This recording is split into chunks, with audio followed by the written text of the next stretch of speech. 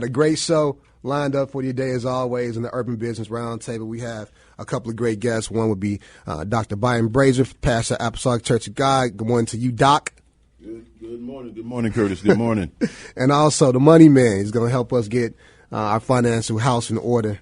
Mr. Corey Singleton from the Loan Depot. Good morning, Corey. How you doing? I'm well. How are you? Good morning. I can't complain. As always, you can listen to the Urban Business Roundtable live every Saturday morning from 9 a.m. to 10 a.m. The condensed recap on Wednesdays at 8:30 a.m. Also on Thursdays at 6:05 p.m. I want to say good morning to Miss Cheryl Kirkland on my Facebook Live tuning in. Good morning to you, Miss Kirkland. For those who may be first-time Urban Business Roundtable listeners, show has three primary goals. One, to redefine the word urban. Urban has such a negative connotation right now in society, so we want individuals to know that the word urban is synonymous with economic power. The African-American community has over $1.2 trillion of purchasing power, so we want to teach individuals how to leverage that power. Two, to be a resource for the creation, sustaining, and growth of small business and entrepreneurs everywhere. So we try to bring individuals who have resources to the table to help you do what you do better. And then finally, to provide small business owners and entrepreneurs access to capital and opportunities to grow their business. That is why we're here on the Urban Business Roundtable. Before we get in, I got to say, get thanks for thanks to do. I want to say thanks to God. Hey, teach you two words today that I learned this week. But God. You may have had a bad situation happen, but God saw differently to pull you out of it. You may have had a breakup, bad relationship, divorce, and thought that was going to be the end of you. But God saw fit to give you a new start. You may have had a business fail on you and thought that everything was going to be the end, but God saw differently. So no one has the last verdict on your history or what your path of destiny would be but God. So take those two words with you. Say good morning to my team, the team that makes up the Curtis R. Money Insurance Agency. Call my office at 708-647-1005 to schedule your free insurance and financial review. Say good morning to my team. The teams are the ones and twos. Now, this is funny. Last week, we had Titus here and no Sonia Levine, who's the producer. And I accused Sonia of being a victim to cuffing season, right? Doc, you know what cuffing season is, Doc? No, I don't. Okay, Doc, when the weather changes, right, people cuff significant others, Doc. They go inside because it's cold. You can't go outside in the summertime and be out to meet people socially. So what you do, you recruit and you cuff for the summer. And then people go into hibernation for the whole summer. You don't see them again until spring, summertime. And so Sonia Levine, our producer, she wasn't here last week just when the weather started to turn cold. Cuffing season. Right. Now, I'm an equal opportunity kind of guy, right? So now we don't have Titus here. So, Titus, you too have given us some bull jive about you not being here because you too have been cuffed. Good morning, Sonia Levine. How you doing? Good morning, my favorite host, Monday. How are you this morning? Titus got cuffed, right? Say that again. I said Titus got cuffed, didn't he? He got cuffed. How dare he get cuffed during the time that we need to be on the air? All right. Well, I'm going to give Titus a pass because today is Sweetest Day. For everybody listening to my voice. Oh, Sweetest Day. What is that? So right. What look, this lead up to Sweetest Day weekend has been really difficult for me because I'm an insurance agent, right? And so I have all these clients and we have client agent confidentiality. So a lot of times I know about the breakup happening before it actually happened. So first guy, he comes to the wife, she comes to my office and she's like, hey, I need to separate all the policies. Like, what's going on? You guys are moving? Nope, I'm leaving Benny.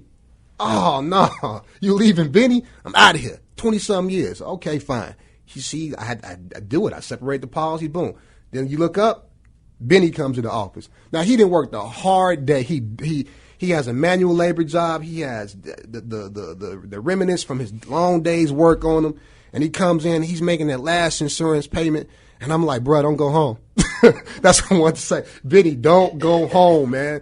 It's bad for you. It's really, really bad for you out there. Don't do it, man. But I can't say anything. You think that's good or that's worse? I got something even far worse than that.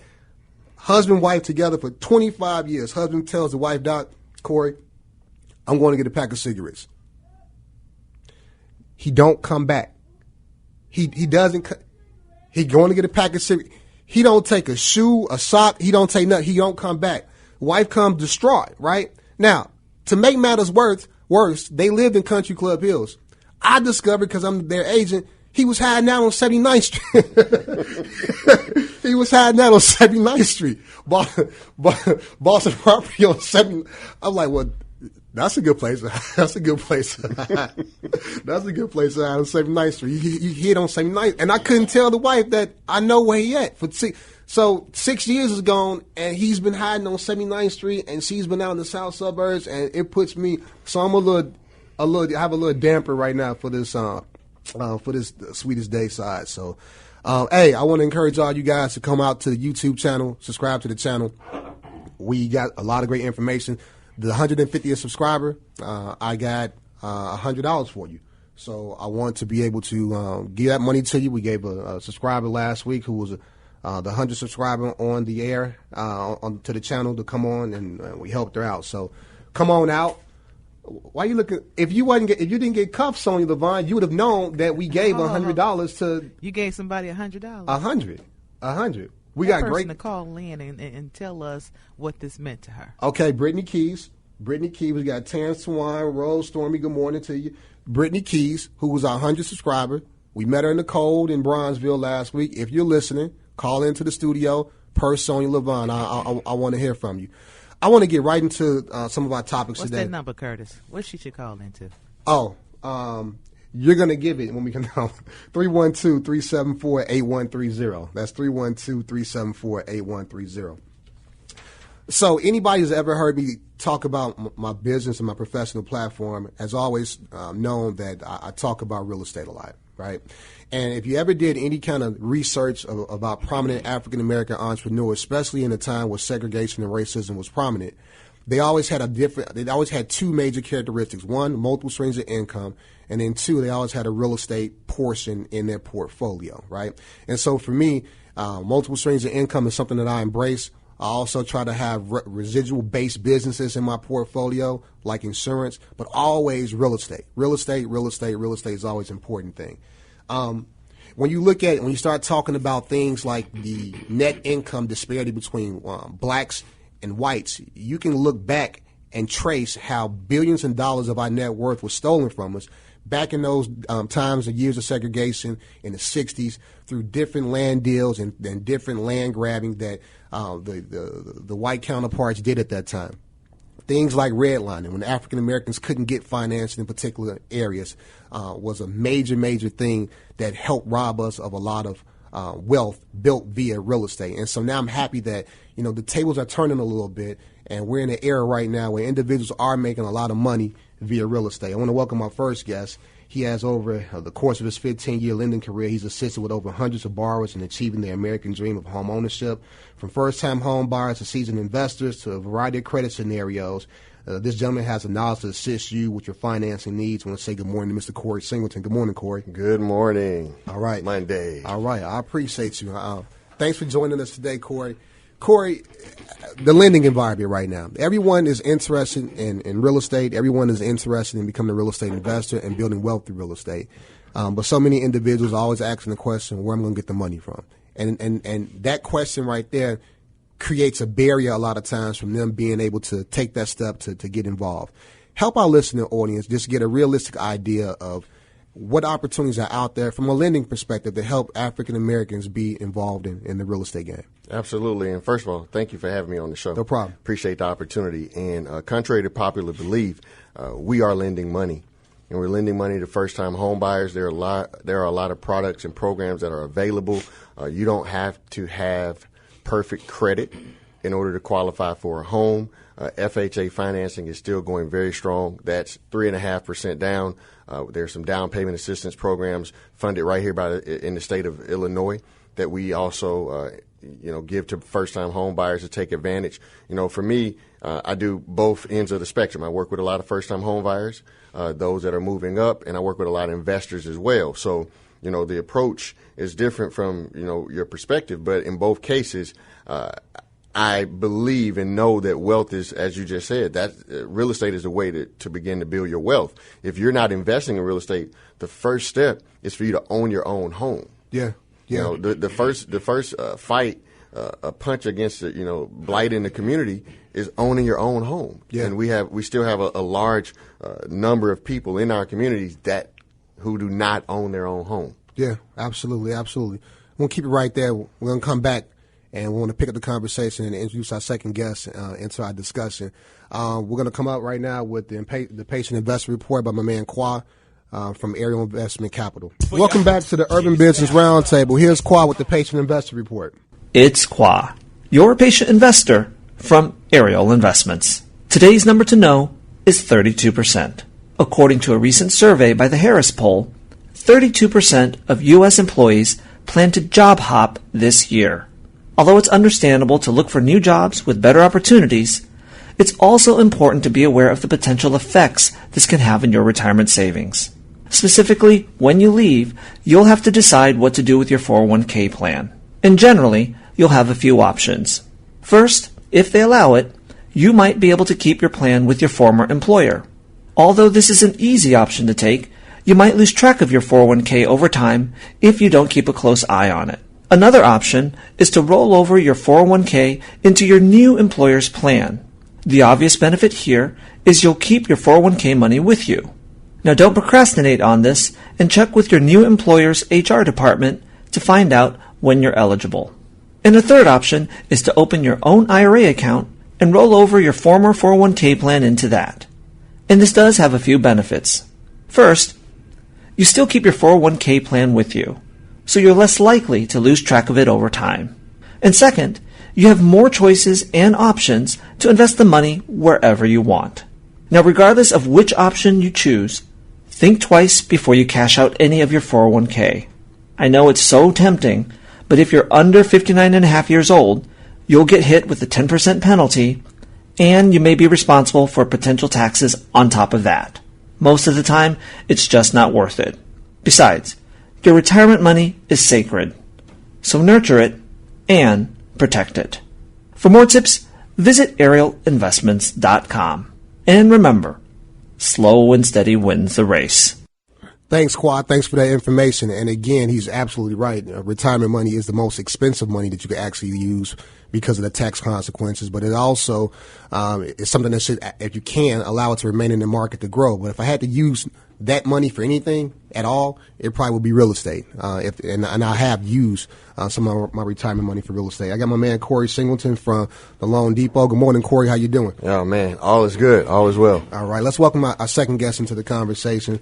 This gentleman, this young man, served his father for 13 years before being named as pastor of the Apostolic Church of God in 2008. His primary motivation was for the congregation to grow in the grace they've received from God, to build their spiritual identity, character, and vision, and enjoy being a part of the body of Christ. And as an apologetic-style teacher and proclaimer of Jesus Christ, being saved by Christ and Christ alone remains the ultimate understanding for a child of God. I want to say good morning to one and only Dr. Byron Brazier. Well, thank you, Curtis. It's good to be here. Good to be here. Thank you, Doc, for having us. For being our guest today. Doc and I, it's funny, got a long history. Consider this man not only a teacher but a mentor and a father figure. Has helped me throughout the years. I think we first became introduced with each other when I had the show Dollars and Cents, and trying to make my way through this whole thing. He reached out and had me come out to look at the church financial ministry. We had a 2-hour meeting that day, and we spent an hour and 40 minutes just talking as older Christian to younger Christian, and about 20 minutes about the business. And I left from that day and for this day forth impressed, and been trying to steal his steps from that day forth. So thanks, Doc. Hey, Doc, we were talking about, Corey and I were just kind of talking about real estate and its importance. We talked about redlining and things of that nature, and how a lot of African Americans' net worth and finances and money was stolen from us because of laws and legislation. We talk about it as individuals who actually read about it. You can actually talk about or speak about it from maybe a perspective of actually lived through that era. Describe to us what that era was like and how you see things kind of evolving now. Well, history in many cases repeats itself. And when people ask me, what was it like during the time of civil rights in the 1960s? And I tell them it feels about like right now. Wow. Because what you have is is an ongoing process of discrimination and division. So I grew up just after or right before the Civil Rights Movement, which means that I knew about what Jim Crow was like. Right. And then I was a part of affirmative action. And some people, they say, well, Dr. Brazier, things are no better than what it was in the 1960s. And I said, well, I don't know how old you are, but things are a whole lot better. Still some work to do, but better. And so what happens is that as black people progress, racism catches up with our progress. Okay. So today we are, as a community, we probably have more community vacant land and empty buildings than we've ever had before. So just Woodlawn has 150 acres of vacant land and 300 empty buildings. Washington Park, which is the neighborhood that I live, has 250 acres of vacant land, of which the majority is contiguous. And they have less abandoned buildings than we do because they have more vacant land than we do. Right. So the question becomes, how do you what is the assets of African Americans now in our communities? And we find ourselves politically in a who do we protect situation as opposed to what do we build. So if I'm a kind of a semi-historian buff, if you go back and you take a look at what took place with the American Indian, they moved them from their own economy into a reservation system. Right. And said, I'll take care of you.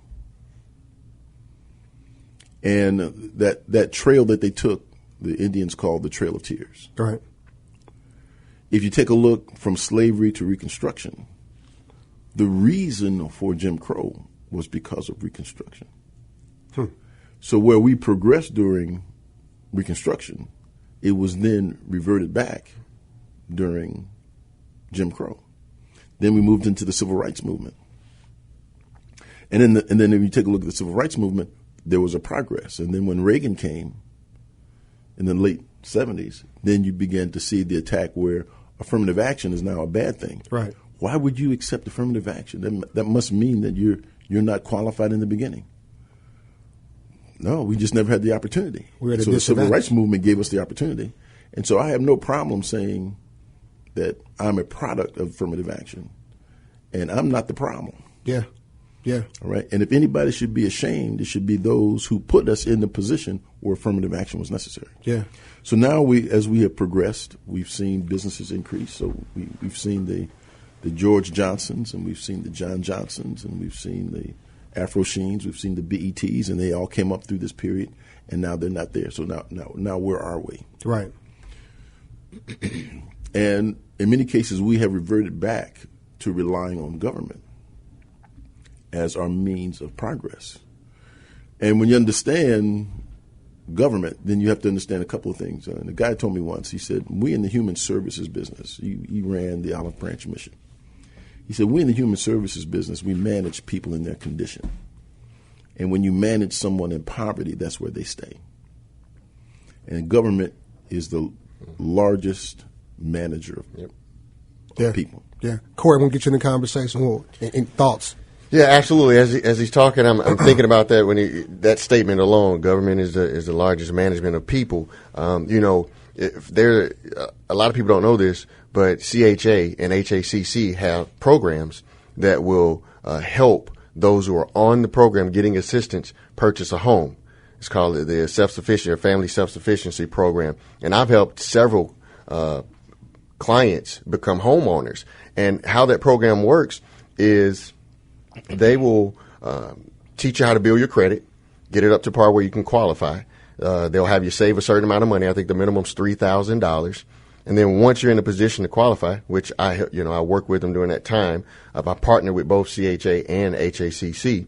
And when they're in that position to qualify, we'll find a home fit within that budget. Now, when we close, those housing authorities will help supplement that mortgage payment for up to 15 years. Okay. right? That's an excellent program. Yeah. Because they're trying to transition you from being on the system completely to becoming a homeowner and begin to build wealth. And I've had several people who come to me about buying a home, and they asked about the program. And when I explained to them how it works, and these are people that are on assistance right now, I remember this conversation vividly. The lady said, well, they're going to pay your mortgage for 15 years. She said, well, what happens after 15 years? I said, well, hopefully you're in a position where you'll be able to take care of yourself, but you're 15 years ahead where you've gotten help with that mortgage. And she was like, I'm okay. Exactly what you're saying, Bishop, because the mentality is, well, okay, 15 years, I know I got that cushion underneath, but after 15 years, I'm not getting that assistance anymore. So the opportunity is there in many cases, and because people are being managed instead of, taken to a different level or different mental perspective, they're not taking advantage of it. So you have to live off. You have to move people from living off their fear. So right before the program started, Melanie had 2 words to say. She said something about visionaries and paradigm changers. Right. And so you have to have a vision from a community point of view, as to where you want to go. And as the community gets built up, people feel safe. Yeah. They feel safe because everybody's in the support system with them. Yeah. And so you have to have a vision as to what a community could look like. Yeah. And how do you rebuild a community? You don't build it based on ordinances that protect. That says, okay, we're going to protect this group. So if there's a CBA ordinance going on now that we're going to protect people who are 60% and below of average median income. But at the same time, Woodlawn is a very diverse community. So if you say I'm only going to protect this group, then from a community standpoint, what about the current homeowners? Right, exactly. Right. So their property values fall and other things take place. And then if you try to make a community a subsidized community, then everything that you do after that must be subsidized. Absolutely. Well, if you remain protected, but everybody else is progressing, over time, you become further and further behind, which is why you talked about the disparity when you open up the program. Yeah.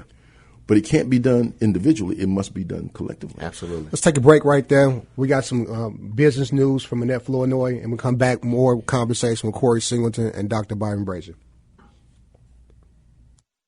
Welcome back to the Urban Business Roundtable. I'm Curtis R. Money, the host, with my 2 guests, Dr. Byron Brazier. Good morning to you, Dr. Brazier.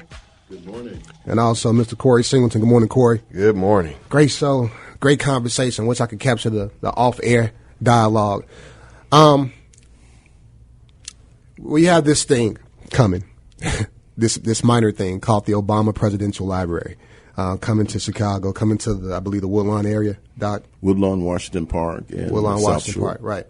And so typically, from just a business standpoint, when you have a major institution like that, it has a lot of positive impacts. It can have positive impacts on neighborhood businesses and commerce and different tourism and things of that nature. It can have a positive impact on real estate, on values and things of that nature.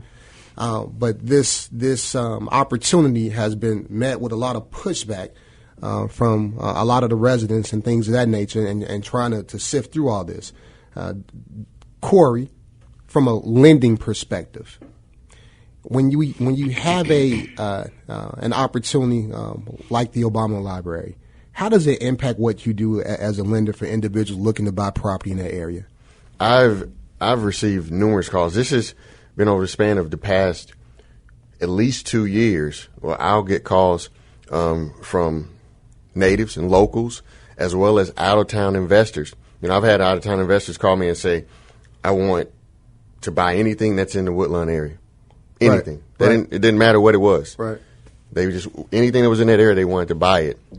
So from a real estate perspective, like you said, it's an opportunity. It can benefit the community in the appreciation of values. It can stabilize the community. A lot of people and you have mixed feelings because you have a lot of out-of-town people saying, okay, this is coming, so they're taking advantage of it. But what bothers me is that a lot of us right here won't take advantage of it. Yeah. But not even won't, but unfortunately can't. A lot of these opportunities that come on our plate, whether it's the library coming or whether it's recreational cannabis being opened up, we're not in a position to take advantage of this. And when these opportunities come, it really shows the chasm that exists between minorities, African Americans, and the other. Doc, you have a unique perspective, and we were talking about your ideology about communities and how communities need to be built. And you're in the thick of this discussion right now in respect to this presidential library and its coming. Help our listening audience who may not be aware of what's going on frame the conversation, what's going on. Sure. As you begin to take a look at how you move from being a deficit community with a lot of land and empty buildings to something greater, the first thing you have to do, you have to think about how do you institutionalize your community, okay, so that the community benefits as a whole, and you don't have to individually try to get something done on your own. And so last year in the spring, I asked Mayor Emanuel not to sell any public vacant land in Woodlawn until the community of Woodlawn had a plan. Okay. And that frustrated a lot of developers because no public land in Woodlawn has been sold for over a year. And your rationale for doing that was based upon what? Because the community has to have a plan. Okay.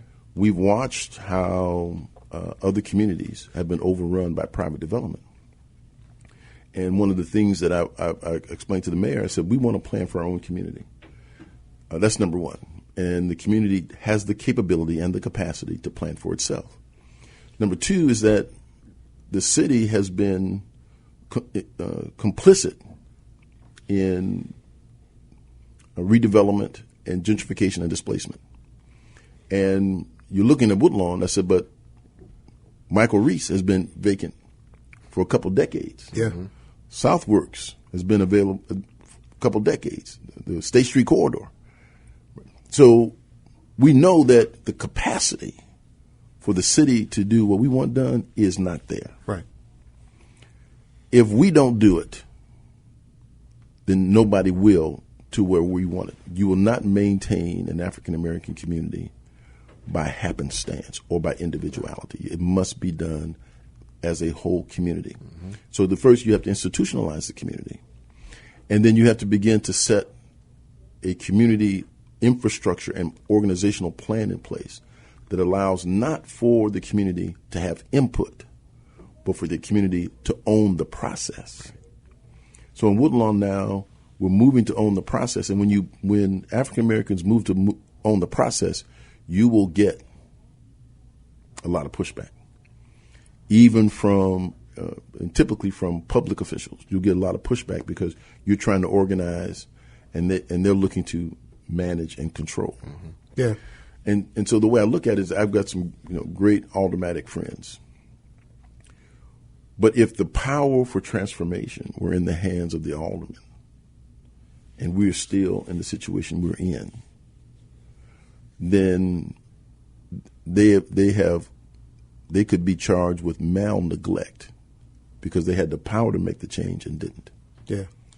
So either you had the power and didn't use it, or you don't have the power.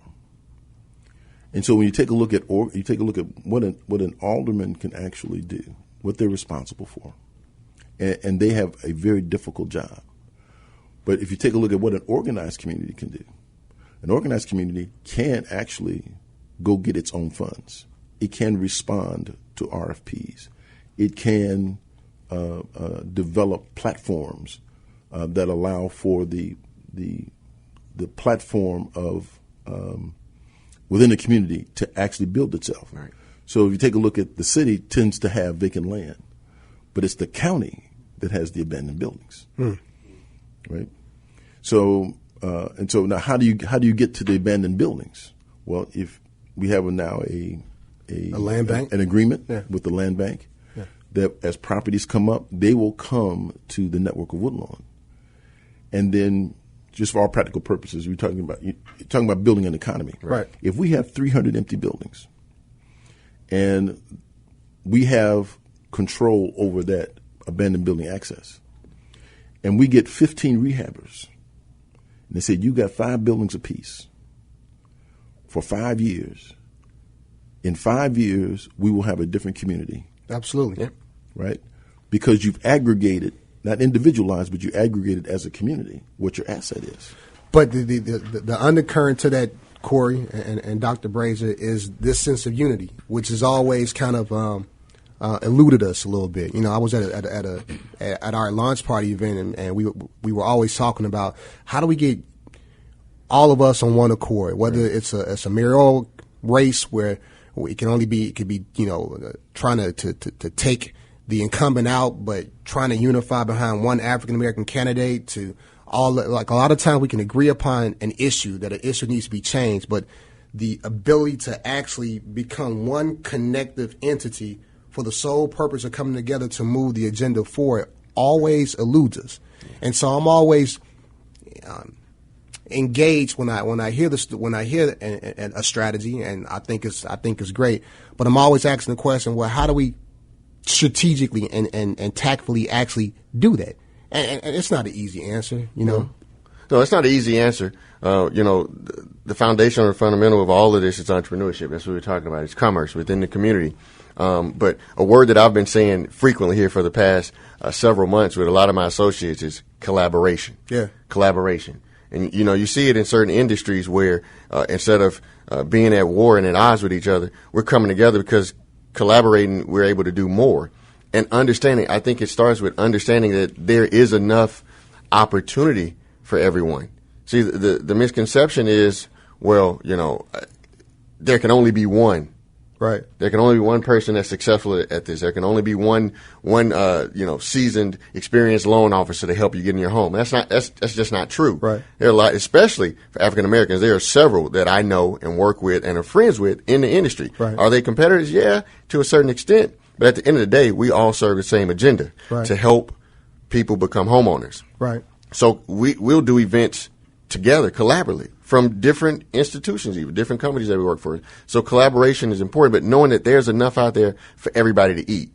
I think to piggyback on that, identifying the stakeholders in any community is critical. Whether a business owner could be a stake owner, property ownership or property owners can be stakeholders. I think a lot of that starts with when looking for that unity to push the collective agenda forward. Starts with identifying the stakeholders within the actual community, making sure that we understand what our vested interests are, and then, as Dr. Brazier said, come together with a collective plan. Yeah. Go ahead, Doc. You couldn't be more accurate. Both you and Brother Singleton couldn't be more accurate.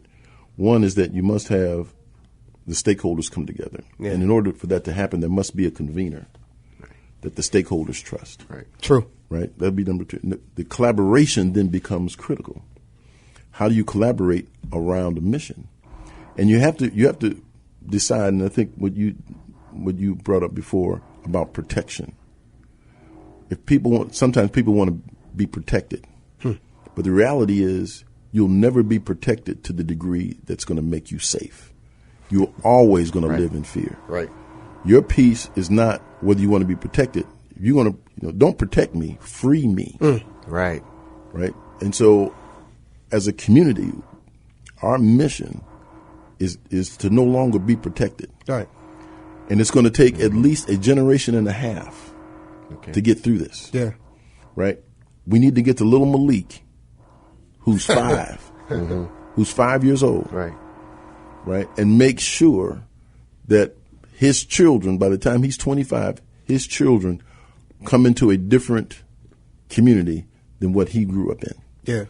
And we are the only ones who have the capability of making that happen for our children's children. We're the only ones who can do that. So we must convene. We must be about our own self-determination and our own sufficiency, and we must build our own economy. And I'm looking to pull together a summit between now and next summer about all of these things. And I'm going to invite you to join into a group that I'm developing now to begin to say, how is it that we build an economy that nobody can take away. Yeah. Go ahead, Corey. Can I jump in? Yeah, go ahead. You know, again, I may be biased because I'm in the industry, but at the foundation of all of this is real estate. As you talk about the next generation, a generation and a half.